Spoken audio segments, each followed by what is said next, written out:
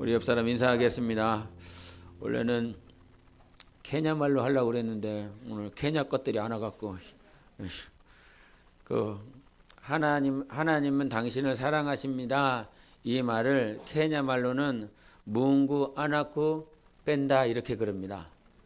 나도 말하기 힘들어. 뭉구 아나쿠 뺀다 해보세요. 옆에 사람에게. 나보다 잘하네. 한 번 들었는데 이 정도. 다 케냐로 가시기 바랍니다. 예. 오늘 말씀 2장 11절 한번 보시겠습니다. 2장 11절 같이 읽겠습니다. 시작. 모세가 장성한 후에 한 번은 자기 형제들에게 나가서 그들이 고되게 노동하는 것을 보더니 어떤 애굽 사람이 한 히브리 사람 곧 자기 형제를 치는 것을 본지라. 아멘. 우리가 2장하고 3장을 읽었었는데 우리 승원이 한번 일어나서 오늘 읽었었던 말씀을 요약을 좀 해주세요. 뒤돌아보고 잘 알기 때문에 별.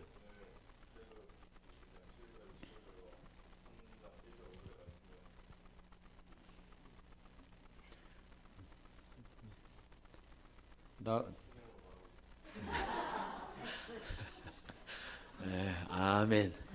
맞습니다. 틀린 말은 없어요. 이제 내가 원했었던 본문의 내용인데 아마 여러분이 다 아시리라 생각을 합니다. 2장과 3장을 요약을 하면 이제 좀 전에 11절을 읽었었던 것처럼 모세가 장성했다라고 했었던 그 나이를 약 40세로 추정을 합니다. 그 40세에 추정이 돼서 이제 바로의 그 딸 바로의 공주였었던 그 공주 밑에서 자기가 자라나서 그렇게 40년을 보내고 난 다음에 자기 백성이 누군지 알았냐면 이제 히브리 백성이죠. 이스라엘 백성들이 자기 백성이 애굽 사람들에게 맞고 있는 핍박을 당하고 있는 그 모양의 자기 백성을 살리겠다라고 하는 그 일념 하나로 결국은 애굽 군병을 죽이게 됩니다. 그 죽이게 되는 그 과정을 이제 2장에서 말을 하고 결국은 이가 3장에서 광야로 도망갑니다. 그 도망가고 있었던 그 시점 광야에서 40년이 지났어요. 그래서 이제 80대가 되었습니다. 그 80세에 시내산에서 하나님을 만나는 그 과정이 오늘 말씀인데 여러분에게 이런 질문을 해보고 싶어요.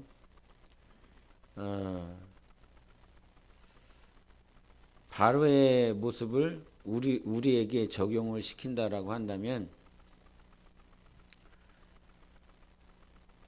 내 자녀가 학교에서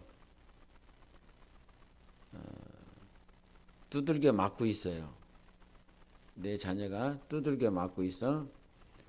그리고 왕따를 당하고 있어. 그리고 돈을 뺏기고 있어. 많은 아이들로부터 그런 구박과 왕따와 돈 뺏김과 폭력에 시달리고 있습니다. 그러면 우리 신동훈 집사님 어떻게 하시겠습니까? 현섭이가 그럴 일은 없겠지만 저 큰 놈이 그럴 일은 없겠지만 우리 현섭이가 그러면 우리 신동훈 집사님 어떻게 하시겠습니까? 웃고 오시겠답니다. 이 문제가 우리 모세에게 닥친 것이지요. 여러분이라면 어떻게 하시겠습니까? 나라고 한다면 어떻게 할까? 이 문제가 실제적으로 나에게 벌어졌다라고 한다면 굉장히 고민이 돼야 될 것입니다. 그리고 어떻게 해서든지 이 문제를 풀어보려고 할 것입니다. 이 문제를 해결해야 되니까요. 왜? 내 자녀의 문제이기 때문에, 내 아이의 문제이기 때문에 이것을 풀어보려고 그럽니다. 그러면 안수 집사님, 우리 청년들 가운데 그런 애가 있다라고 그런다면 어떻게 하시겠습니까?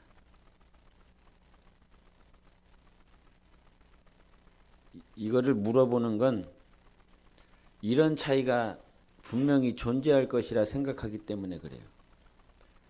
내 자녀의 문제라고 그런다면 어떻게 해서든지 풀어보려고 할 겁니다. 해결을 하려고 그래요. 해결을 하려고 그럴 거예요. 학교 가서 선생님을 만나든지, 아니면 그 아이를 만나든지, 아니면 교장을 만나든지, 아니면 경찰서를 찾아가든지, 어떻게 해서든지 해결하려고 그럴 거란 말이에요. 그런데 이것이 내 아이가 아니라 교회에 내가 알고 있는 지체의 문제야.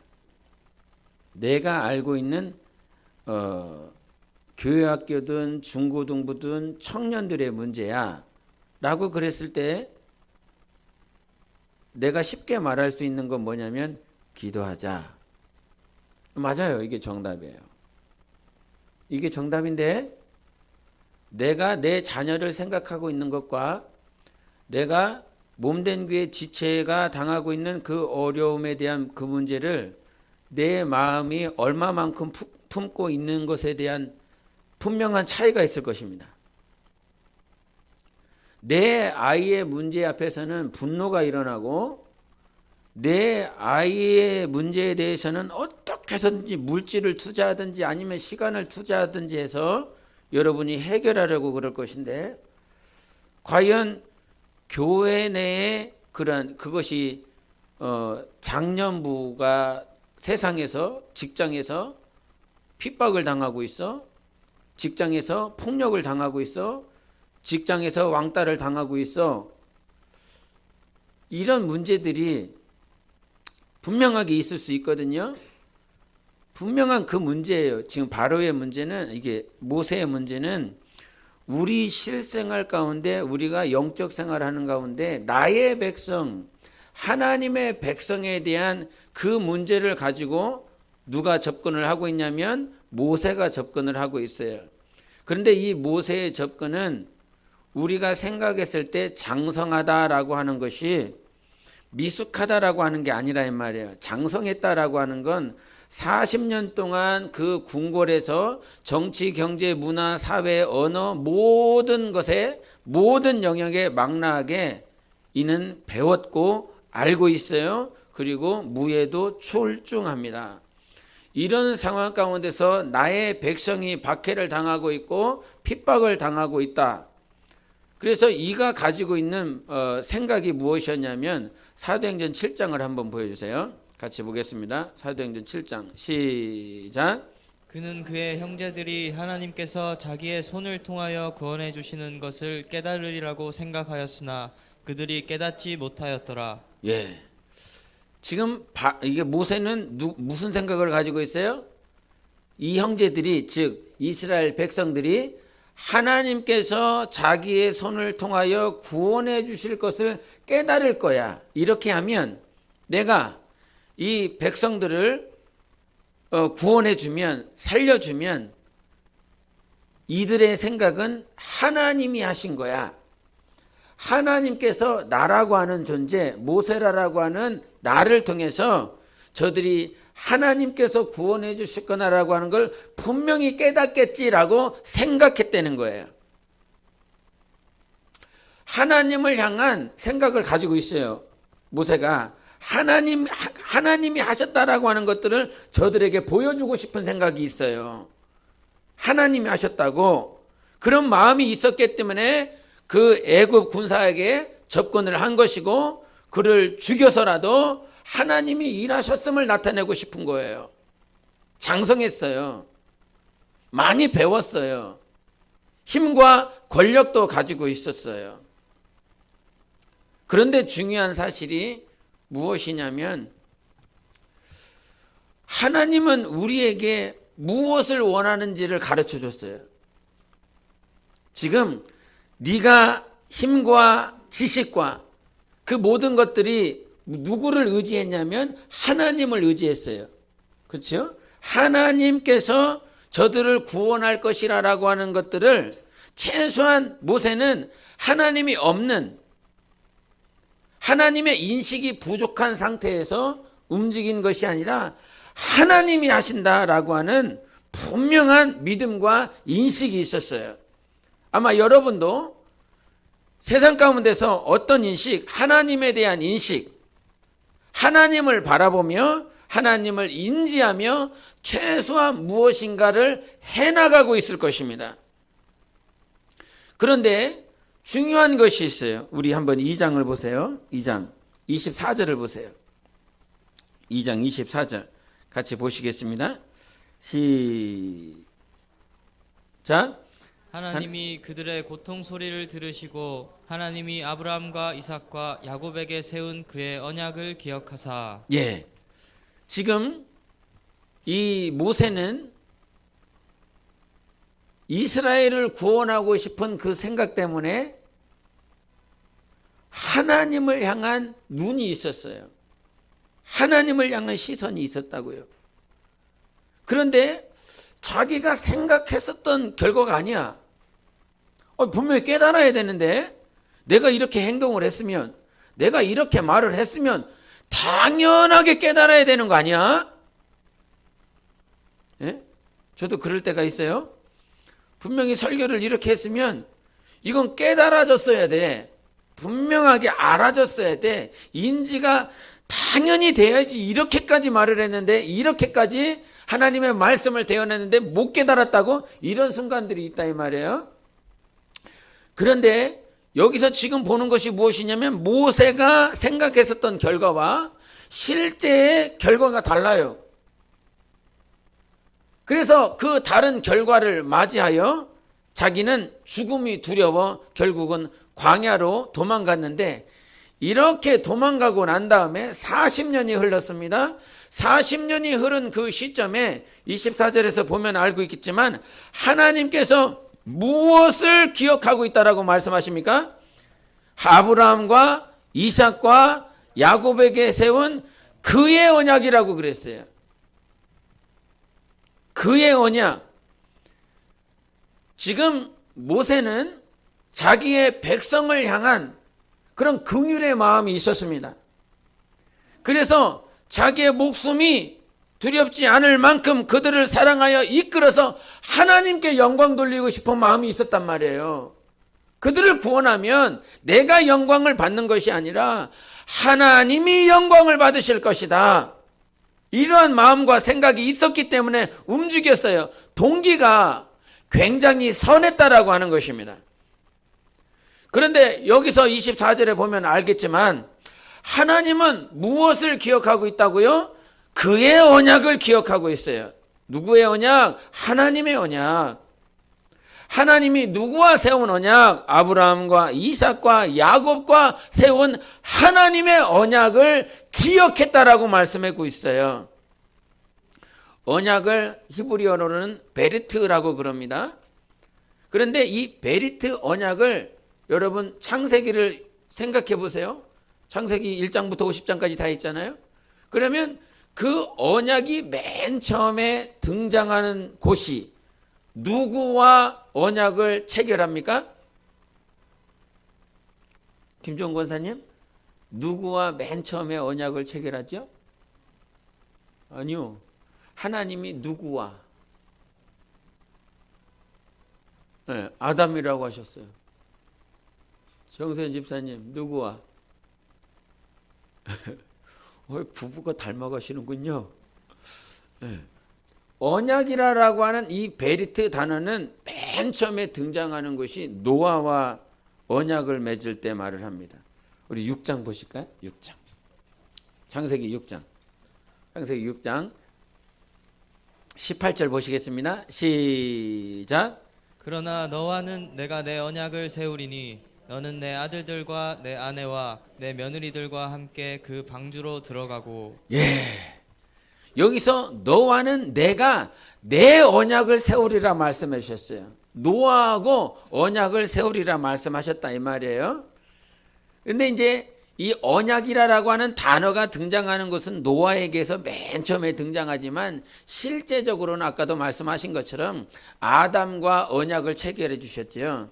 예? 언약이라고 하는 말은 없지만 네가 이렇게 지키면 살 거야. 그러나 먹으면 죽는다. 이것은 언약인 거예요. 언약인 거예요. 그런데 여러분, 언약의 특징을 잘 잘 알아야 우리가 영적 생활 승리할 수 있어요.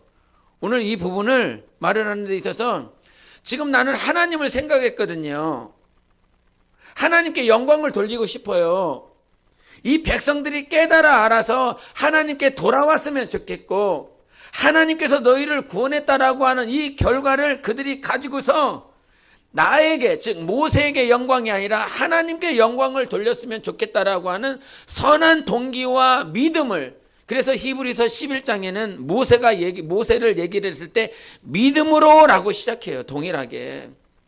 그냥 자기 어떤 내적인 일순간에 마음이 들어서 그런 것이 아니라 하나님 때문에 시작했다고요. 선한 동기가 있었어요. 아마 여러분의 삶도 때로는 하나님을 잊을 때도 있겠지만, 어떤 절망적인 상황들이나 내가 기도해야 될 상황들이나 아니면 마음 아픈 상황 가운데서는 최소한 모세와 같은 반응들이 있었을 것이라 이 말입니다.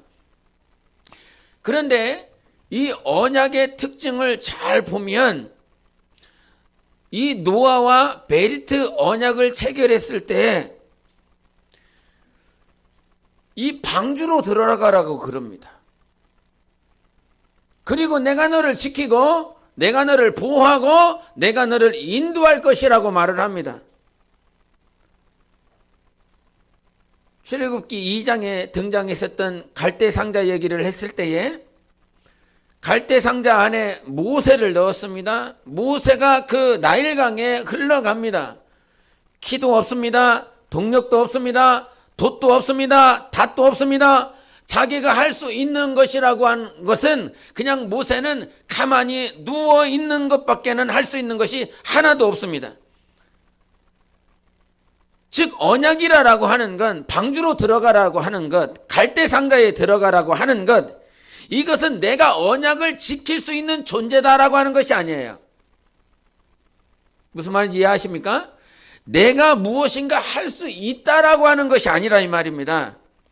갈대 상자에 들어가든 방주에 들어가든 동일하게 그 방주에도 키도 동력도 돛도 닷도 자기가 할 수 있는 것이라고 하는 건 하나도 없고, 언제 끝날지 몰라, 어디로 가는지 몰라, 이 수위가 얼마만큼 올라왔는지 알 수도 없어, 볼 수도 없어. 세상 밖을 보지 말라, 창문을 닫아버립니다.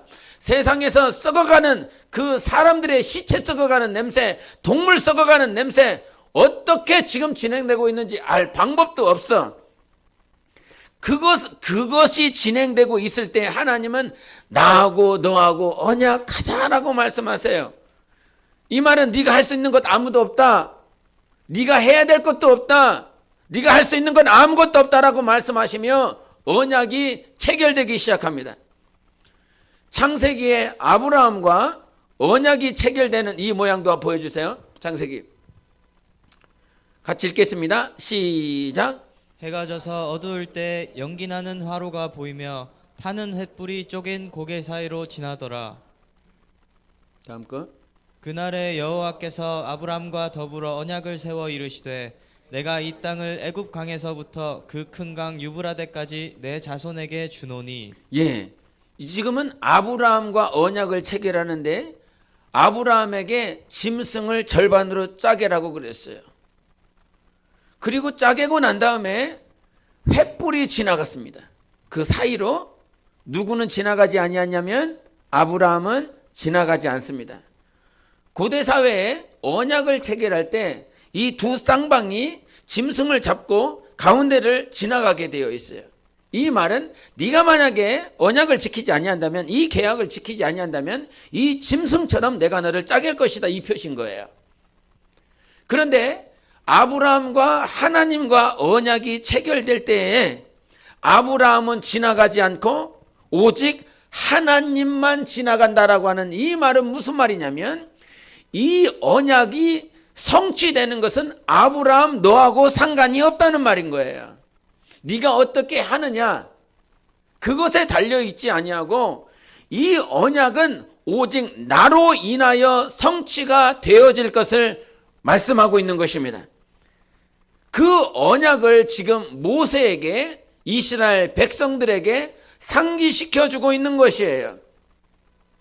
하나님은 아브라함과 이삭과 야곱과 세운 하나님의 언약을 기억하시고 누구를 부르시냐면 모세를 부르는 것입니다.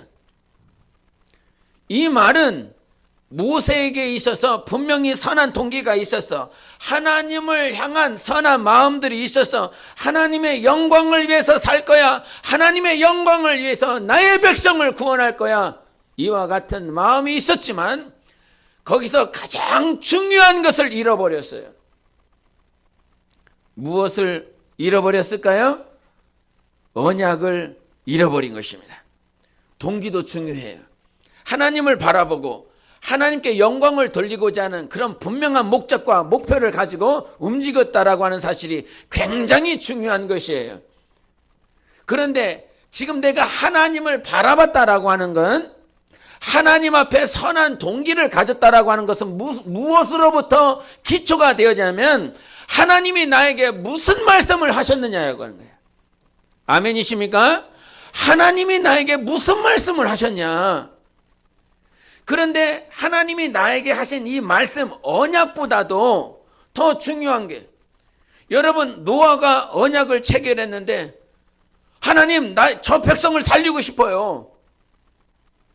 하나님께 영광을 돌리고 싶어요. 그런데 하나님은 노아와 언약을 체결했을 때 7일간만 내가 기다린다. 그리고 그 방주의 문을 하나님이 닫아버렸어요. 이것이 하나님의 약속이었고 노아와 체결된 상황이란 말이에요. 그런데 하나님이 이 백성 불쌍하지 않습니까? 하나님 이 백성을 살리고 싶습니다. 그렇다고 해서 창문을 열고 뛰어 들어가서 수용하여 그 백성들을 건져낸다라고 한다면 선한 동기도 있고 하나님께 영광을 돌려드리고 싶다라고 하는 마음이 있다라고 했지만, 만약에 노아가 그와 같이 행동했다면 그는 하나님의 언약을 초월한 것입니다. 예수님께서 십자가에 못 박히실 때 백부장이 뭐라고 그러냐면, 정말 네가 메시아냐? 네가 정말 구원자냐? 그러면 네가 내려와라. 십자가에 달리지 말고 내려와서 네가 메시아인 것을, 하나님의 아들인 것을 우리에게 보여다오. 간절히 부탁합니다. 저 백부장 영혼을 구원하기 위해서 하나님의 아들이신 것을 내가 십자가에서 내려오면 믿을래? 주님은 충분히 내려오실 수 있어요. 내려오시고도 남으실 분이에요. 네가 구원을 받는다라고 그런다면. 그러나 예수님도 아버지와 예수 그리스도 사이에 맺어진 이 언약, 그 십자가로 말미암아 영혼을 구원하겠다라고 하는 이 약속을 초월하시지 않는다라고 하는 사실입니다. 그런데 우리는 영적 생활을 할 때에 지금 어떻게 행동하고 있냐면, 주일날 설교 때 무엇이 성령께서 나에게 말씀하셨느냐, 이것보다 지금 내 삶 가운데 종교주의자들처럼 선한 동기만 있으면 되지 않을까? 하나님의 영광을 위해서 살면 되지 않을까? 맞아. 하나님의 영광을 위해서 살아야지. 하나님의 영광을 위해서 전도해야지. 하나님의 영광을 위해서 선교해야지. 하나님의 영광을 위해서 가르치고 권면해야지. 맞아. 그런데 말씀을 초월하고 언약을 초월해버린 그 모든 것들은 지금 모세가 직면하고 있었던 것처럼 자기가 생각한 것과 깨달을 줄 알았는데, 하나님께 돌아올 줄 알았는데 전혀 다른 결과를 맞이하게 되어 있는 것입니다.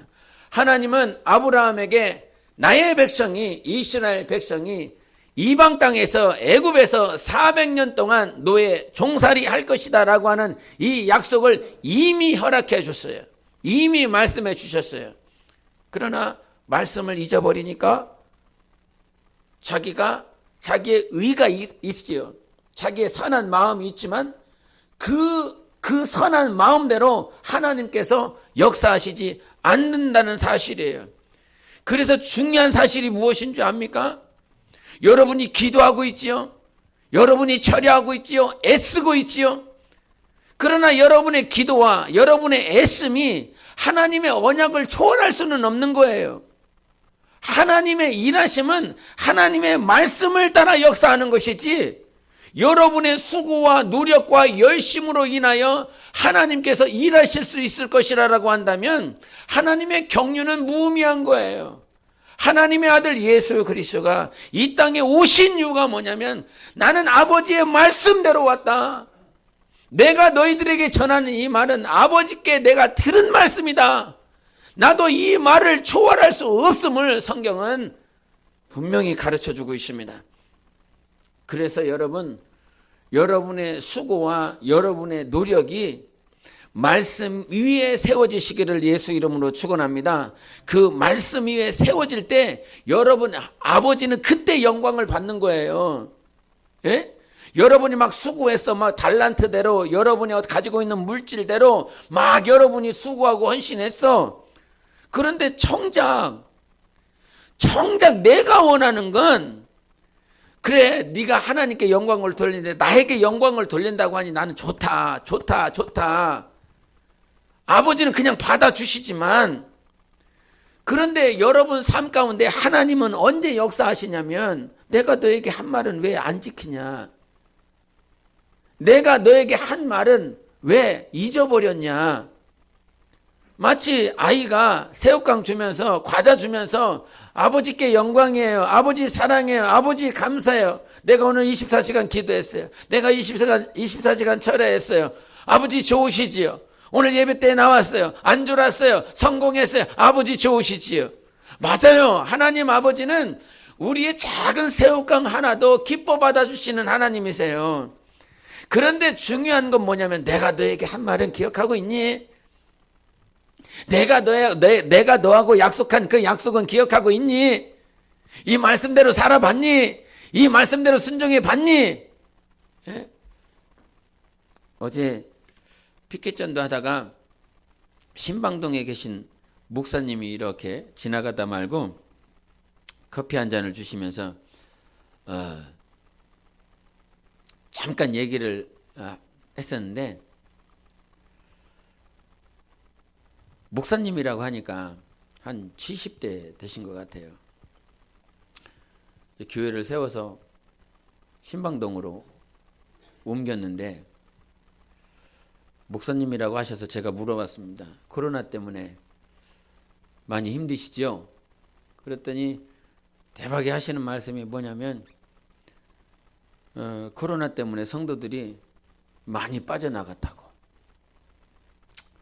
그런 힘듦을 잠깐 말씀을 하셨어요. 그 피켓에 뭐가 써 있냐면 에스겔서에 써 있는 살으라 피투성이라도 살아있으라. 요 피켓을 제가 들고 있는데 이렇게 딱 가시려고 하시다가 이제 그 다니엘 기도회라고 하는 그런 기도회가 있어요. 다니엘 기도회 이수영 집사가 자기가 힘들고 어려웠을 때 피투성이라도 살아있으라라고 하는 그 말씀을 붙잡고 살아냈다라고 하는 간증을 1시간 정도 했었는데 그때 그 말씀을 들었었던 기억이 있으신가 봐요. 이 목사님도. 그래서 이 말씀 그 다니엘 기도회 때 이수영 씨가 한 말이죠. 네, 맞습니다. 이러면서 돌아가더라고요. 돌아가고 나서 한 1분 있다가 너무너무 감사한 건 이 목회를 하면서 성도들이 많이 빠져나갔어. 얼마나 힘이 들까. 목회자 입장에서 성도 한 사람이 빠져나가는 건 자기 살을 도려내는 것과 같거든요. 그런데 많이 빠져나갔대. 그러면 이 심정이, 이 마음이 어떨까? 그런데 그런 심정이 있는데 살아야 돼. 피투성이라도 살아있어야 돼. 이 말씀이 저 목사님에게는 어떻게 다가왔을까? 이런 생각이 드는 거 있지요. 그러면서 제 마음 가운데 너무 감사한 것 한 가지와 함께 제가 또 다짐하게 되는 것이 무엇이냐면 교회에 성도들의 숫자가 중요한 것이 아니라 숫자 많은 교회가 중요한 것이 아니라 할렐루야 머리 숫자가 중요한 것이 아니라 어떠한 고난에도 환난에도 넘어지지 아니할 그런 성도가 이 시대에는 필요하다라고 하는 것을 다시 한번 느끼게 됩니다. 마지막 때 종말의 종말을 살고 있는데 코로나 때문에 밀려나고 전쟁 때문에 밀려나고, 아까도 영상 봤지만 저 홍콩 교회는 조장이 구역장이에요. 그런데 그 구역원들이 코로나 무서워서, 오미크론 무서워서 조장이 조원을 만나러 갈 수가 없고 대화할 수가 없고 말씀을 전할 수가 없는 그런 상황 가운데 다 쓸려 나가겠지요. 다 무너져 가겠지요. 대형교회, 지난번에도 얘기를 했지만 그렇게 머리 숫자가 많았었던 그 교회가 이제는 듬성듬성 앉아서 하나님의 말씀을 듣고 있고, 이 말씀, 이 10년 가운데 살아나지가 않아. 이 10년이 일어나지를 않아.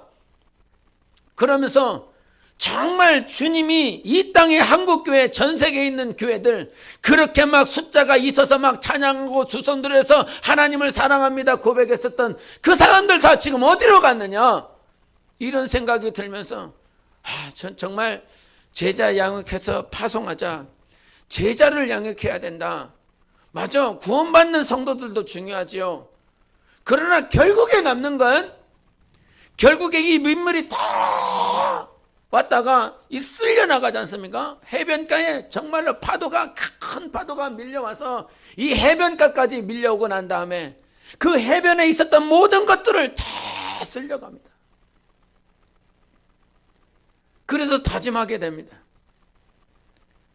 정말 교회가 교회 되려면 그저 오늘 예배 드렸어, 오늘 주일날 와서 예배 드렸으니까 내 마음 편해, 이제 한 주간 살아낼 수 있어, 예배 드려줬잖아, 이런 성도가 아니라 이 말세에 전염병과 기근과 전쟁과 민족과 민족가 싸우고 정말 희망과 소망이 보이지 않는 이때에도 나는 하나님 때문에 살 수 있어, 나는 예수만 붙들 거야 라고 하는 이 믿음이, 이런 견고한 믿음이 있는 자들을 결국은 주님께서 찾으실 것이다 라고 하는 제 안에 확신이 있습니다. 넓은 길로 가면 편할 수 있고, 넓은 길로 가면 지금 당장은 좋아 보일 수는 있지만, 우리가 이 마지막 때를 살아내는 건 좁은 길로 가셔야 되는 겁니다. 좁은 길로 가야 됩니다. 제가 이번 주간에 좀 이렇게 이제 창세기 다 끝나고 나서 기도하는 시간을 가지면서 기도하면서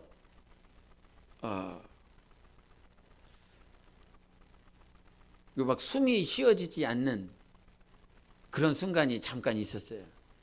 가슴이 탁 막혀갖고 숨이 쉬어지지 않아. 근데 뭐 때문에 그랬냐면, 질병이 있는데 질병을 놓고 막 기도했어. 하나님 치유해달라고요. 하나님 이거 고쳐주시라고요. 하나님 이거 치유받으면 하나님께 영광이 되고 하나님 앞에서 간증할 수 있는 삶이 되기를 원합니다. 막 기도했어. 막 눈물 뿌리며 기도했네. 통곡을 하면서 살려달라고 막 기도했네. 그런데 기도했는데 기도가 다 끝나갈 때가 됐어. 이제 곧 있으면 기도가 끝나. 근데 내 육체는 아무런 변화가 없어. 아무런 결과가 없어. 그리고 나라고 하는 존재는 또 똑같은 삶의 환경으로 돌아가야 돼. 아무런 변화도 없어.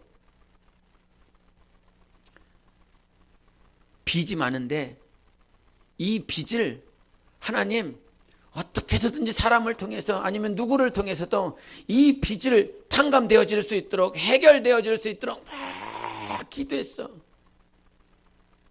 그렇게 주님을 찾았어. 얼마나 주님을 사모하며 간절히 찾았는지 몰라. 얼마나 눈물이 펑펑 흐르면서 눈물을 뿌렸는지 몰라.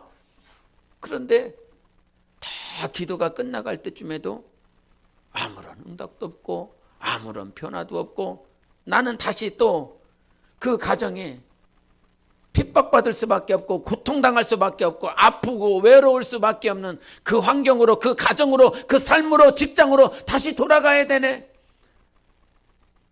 그런데 이게 제가 영으로 느끼는 거예요. 제가 영으로, 여러분의 삶을 영으로 느끼는 거예요. 막 기도하는데, 막 눈물을 뿌며 기도하는데 여러분의 삶이 변화는 없고 해결은 없고 성취는 없고 다시 또 똑같아. 늘 똑같아. 늘 똑같아.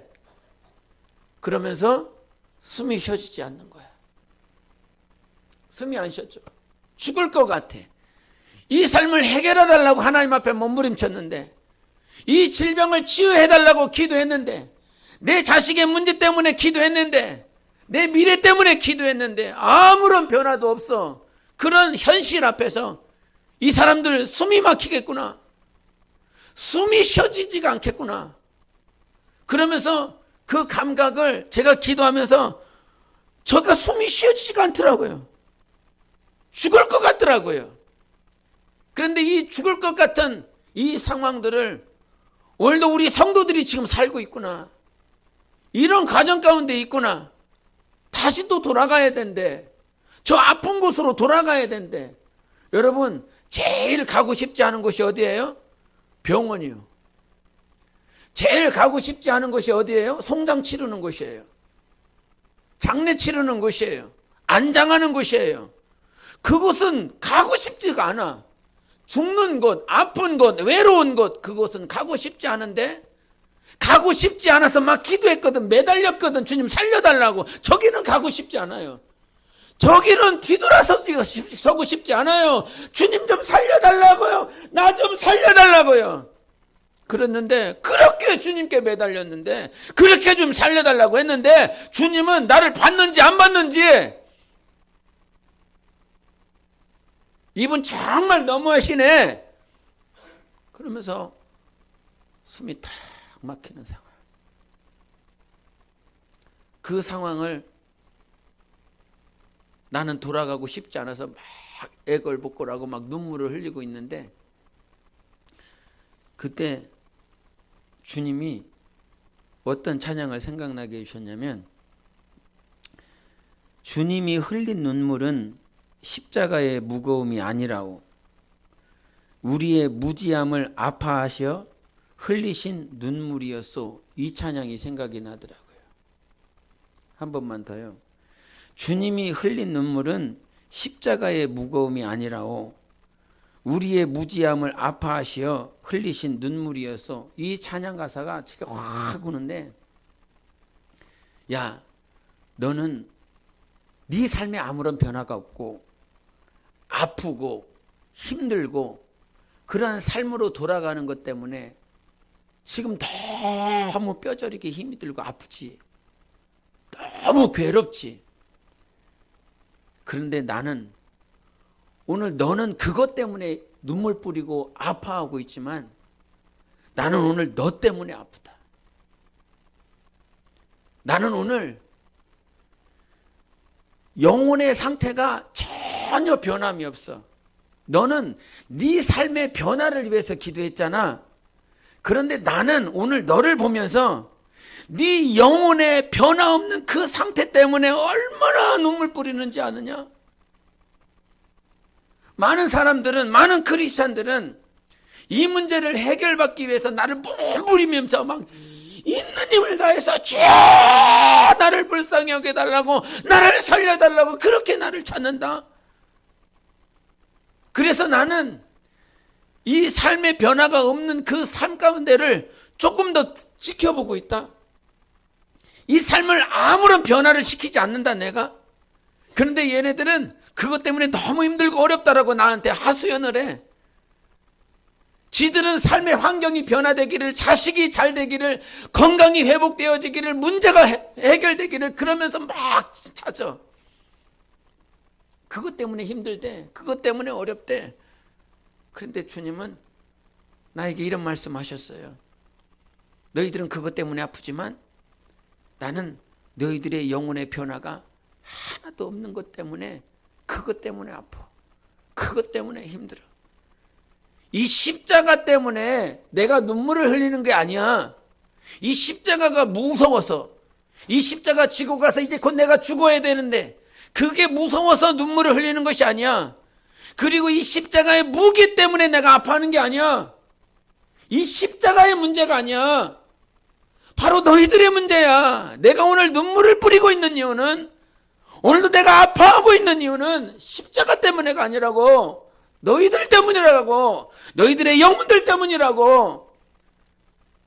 모세의 모양을 이렇게 보여주셨어요. 40살에 장성했었던 그 모세는 자기의 생각대로 변화되지 않으니까 현실을 도피하더라고요. 하나님을 바라봤다라고 했는데, 선한 동기가 있었다라고 그랬는데, 자기의 뜻대로 자기의 생각대로 결과가 보여지지 않으니까 도망가더라고요. 오늘 본문 3장을 얘기를 했습니다. 그 3장에 2장에서는 막연한 하나님이었고요, 막연한 생각들이었어요. 그런데 3장에서는요 너무나 확실해요. 그 시내산에서 가시떨기나무 가운데서 하나님께서 모세야 모세야 확실하게 불러주셨어요. 그의 이름을 부르면서 너무나 확실한 주님의 음성을 들었어요. 그런데요, 그 확실한 주님의 음성을 들었음에도 불구하고 주님이 왜 자기를 불렀는지 너무나 뚜렷한 비전과 꿈을 받았음에도 불구하고 그는 그 하나님 앞에서 동일하게 현실을 도피하려 합니다.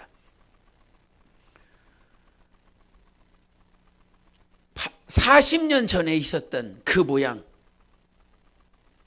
80세에도 동일하게 변화되지 않는 그 모양을 보여주시더라고요. 그 40세 때는 하나님의 확실한 레마적인 살아 역사하는 주님의 음성을 듣지 못하여 자기의 생각이 그러할 것 같아서 움직였는데 그 결과 앞에서 무너지고 현실을 도피했습니다. 그리고 80세가 되었을 때는 분명히 하나님 봤거든. 분명히 하나님의 음성 들었거든. 하나님이 왜 나를 부르시는지, 모세야 모세야 왜 나를 부르시는지 분명하게 알았거든. 근데도 동일하게 현실을 도피하는 그 모세의 모양을 생각나게 해주셨습니다. 주님이 지금 이 한국교회와 여러분 영혼을 보시면서 무엇을 아파하고 계시는지, 무엇 때문에 눈물 뿌리고 계시는지를 분명히 아셔야 됩니다. 그럼에도 불구하고 주님께서 여러분에게 무슨 말씀을 하라고 하냐면, 나는 너희들과 세운 언약을 잊지 아니했다라고 말씀해 주십니다. 오늘도 영혼이 성장하지 않고 영혼의 변화가 없고 현실을 도피하며 내가 원하는 방향대로 나아가고 싶은 그런 우리들의 모습들, 또 교회의 모습들이 있는데, 그럼에도 불구하고 나는 아브라함과 이삭과 야곱과 세운 나의 언약을 잊지 아니했다라고 말씀해 주고 계십니다. 하나님은 우리에게 언약하여 주신 하나님이십니다. 그 언약 때문에 오늘 우리를 변화시키실 하나님이 계십니다. 좁은 길을 걸어갈 수 있고 넓은 길이 아니라 하나님의 영광을 나타낼 수 있는 하나님의 언약이 있습니다. 그 언약을 붙들고 승리하는 삶을 사세요. 주님이 무엇을 원하시는지 분명히 아셔야 됩니다. 현실을 도피하고 싶은 생각들이 있죠. 이 상황을 모면하고 싶은 우리의 얄팍한 마음들이 있습니다. 그럼에도 하나님은 또 불러주십니다. 40년이 지나고 난 다음에 다시 모세야 모세야 부르신 것처럼 하나님께서 우리를 잊지 아니하십니다. 여러분을 잊지 아니하십니다. 언약의 성취자는 하나님이신 거예요. 하나님이 언약을 성취하실 것입니다. 그래서 그 언약 앞에 무릎 꿇으세요. 나의 생각이 아니라 이럴 것이다, 이렇게 하면 하나님께 영광이다가 아니라 하나님이 나에게 주신 말씀, 하나님이 나에게 주신 언약, 그것을 이루시는 하나님을 신뢰하시고 그 고난 가운데 다시 원래 원점으로 돌아가는 삶이라 할지라도, 가정에서, 직장에서, 아니면 나의 삶 가운데서 내가 기도했는데, 내가 그렇게 주님께 부르짖었는데 아무런 변화는 없고 다시 또 원점이네, 다시 또 원점이야, 다시 돌아갔어. 아니요, 다시 생각해 볼 게 있어요. 하나님께서 여러분에게 무슨 언약을 하셨는지를 기억하셔야 됩니다. 그 언약을 붙들고 기도하세요. 이러한 여러분의 생각, 선한 동기도 중요하지만 하나님의 언약을 성취하실 것이라고 말씀하셨기 때문에 여러분은 하나님의 언약을 초월할 수 없어요. 저도 하나님의 언약을 초월할 수 없어요.